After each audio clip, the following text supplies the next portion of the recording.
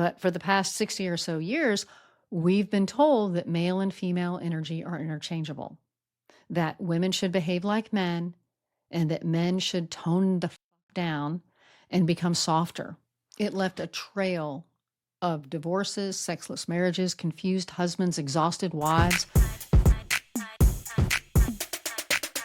Hello, and welcome to Sex, Love, and Soul. I'm Mary Knight, and I'm so glad that you're here. For those of you new to my channel, I'm a retired high-end sex worker, and I was the madam of one of the most in-demand brothels and escort services in a major city in Texas. And now I coach men who are tired of being a woman's partner, but not her passion. And today I'm going to talk about something that comes up in nearly every coaching call that I have, and was also a constant theme even back when I was an escort. And it is, my wife never initiates sex. This common complaint reveals so much about the energetic dynamics in a relationship. So let's talk about why this happens and what you can do about it. Back when I was an escort, men would tell me, I love being here with you because I feel wanted. You listen, you look me in the eye. I feel like you really care about me as a person, and you always initiate sex. And I would think to myself, well, yeah, that's my job. And in that professional setting, I was the leader. I was responsible for how the session flowed.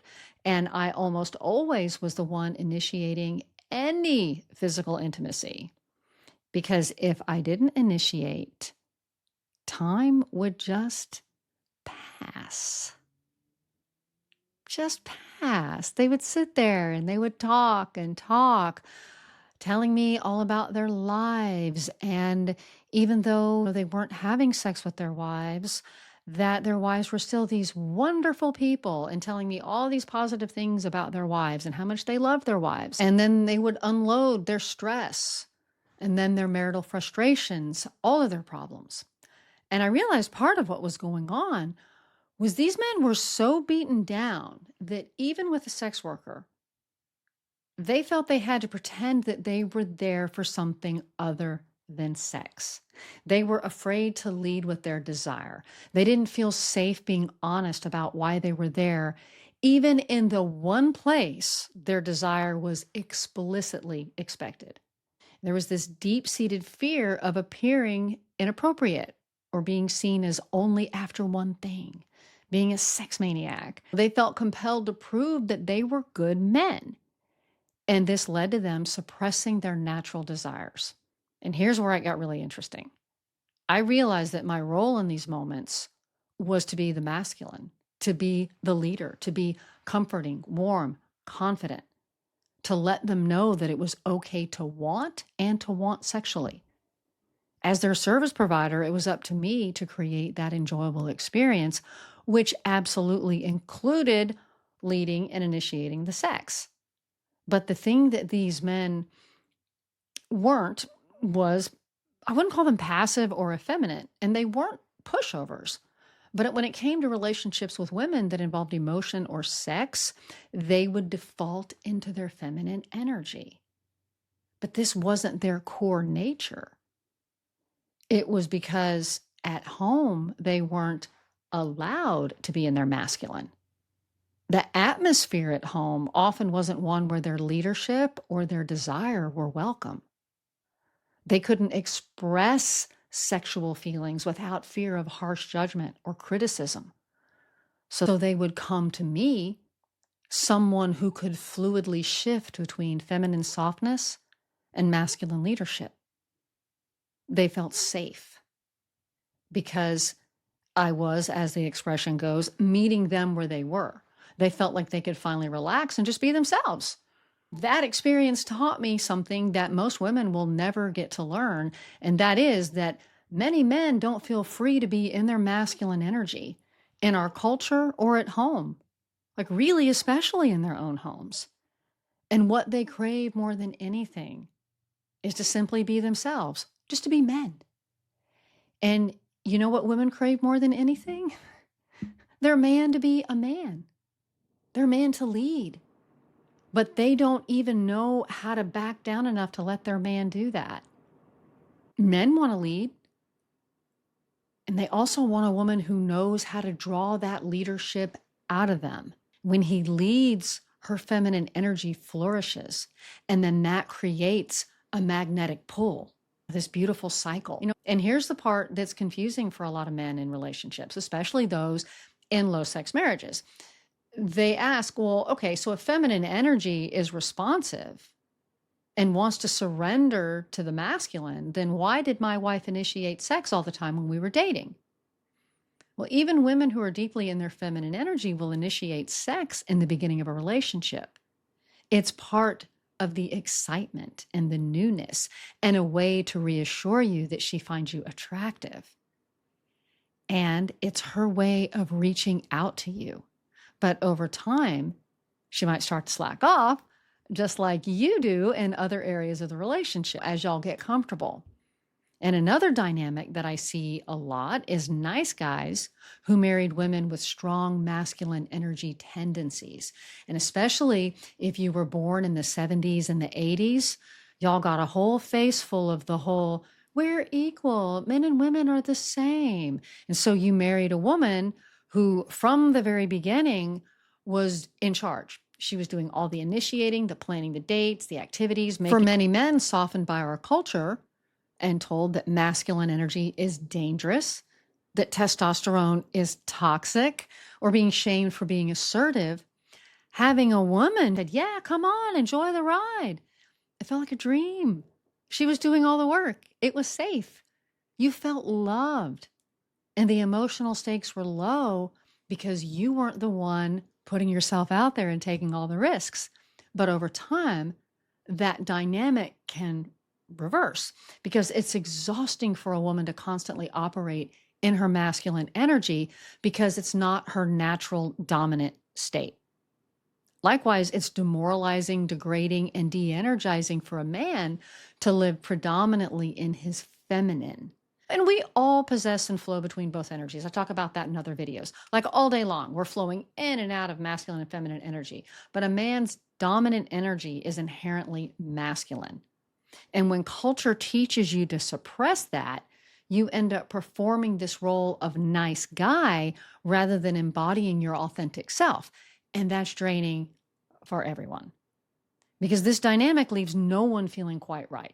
She's exhausted and you've learned to lean back. And so sex becomes less and less frequent. You feel unmotivated, disrespected, and unwanted. And all this time, you've been letting her lead, right? And so you're waiting for her to initiate sex, hoping that will make you feel desired. But she's not initiating because you're supposed to be the leader, right? This isn't manipulation or some trick. It's biology. It's an energetic reality.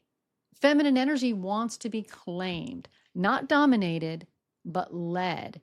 She wants to be inspired, to be invited into your masculine frame. And that's why most women don't initiate sex. It's just not where our sexual energy comes from.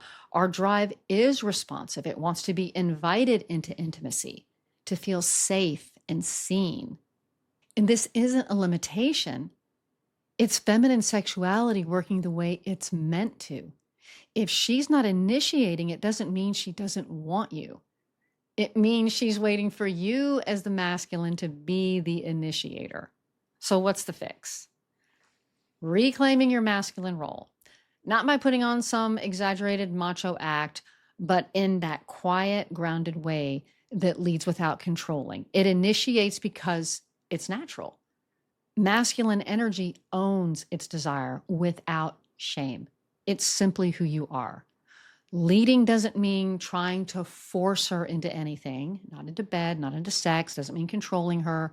It means that you're holding your masculine frame and inviting her in rather than expecting her to create the frame of the relationship and inviting you in. You're bringing in the masculine energy that allows her to soften. Okay, so what is a masculine frame? It's your ability to stay grounded and clear and self-possessed, especially in the face of emotional intensity, chaos, or turmoil. So you're being cool, calm, and collected and being yourself no matter what's going on around you, right? And so you're inviting her into your frame rather than expecting her to create the frame and inviting you in. You're bringing an energy that allows her to soften, the strength that lets her relax, and the clarity that pulls her out of her head and into her body. Because most women are constantly in their heads all day long. We're thinking, we're managing, we're organizing, we're juggling responsibilities and holding the relationship frame. And when she's in that mental place, sex is the last thing on her mind because she's not in her body, she's in her head. You have to be in your body to feel that desire. You do too. And I know for many of you, sex has become less about this embodied desire and more of a concept and more of a thing that you think that you should want and that you deserve from her, even if you're not deeply connected to that desire in your own body. And if you're disembodied, it's hard to genuinely lead. So if she's not responding, even when you initiate, that's not a cue for you to shut down and think, oh, she doesn't want sex with me. No, it's a signal for you to reflect, where am I not really leading?